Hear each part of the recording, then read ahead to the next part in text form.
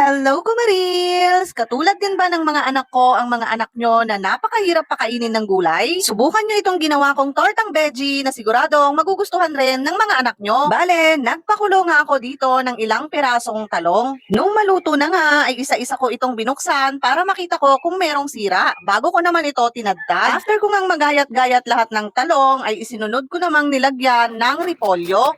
Depende na lang sa inyo kung anong gulay ang gusto nyong ilagay. Ni-slice ko nga lang din ito ng maliliit, kagaya nga ng ginawa ko sa talong. Saka ko naman ito nilagyan ng konting crispy fry para meron na siyang lasa, and then konting harina at saka 2 itlog. Saka ko naman siya hinalo-halo hanggang maging ganito na nga yung consistency niya. And saka ko siya nilagyan ng paminta at konting asin. At nang sa tingin ko nga ay okay na ang lasa, ay kumuha na nga ako at nagprito na sa mainit na mantika. Bale, tig 1 kutsara nga lang yung nilalagay ko dyan, and fino-form ko lang siya ng pabilog. At kapag golden brown na nga, ay babalik ka rin lang natin hanggang maluto yung kabilang side. At ito na nga, nakagawa na tayo ng masarap na tortang veggie. Kaya naman, itry nyo na rin dahil paniguradong magugustuhan din to ng mga anak nyo.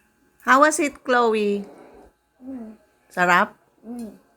How about you, Kuya? Well, I already ate 2. Ah, you already ate 2? Galing naman ni Kuya, kumakain ng gulay. Of course. It's my favorite now. Your favorite now? Ma,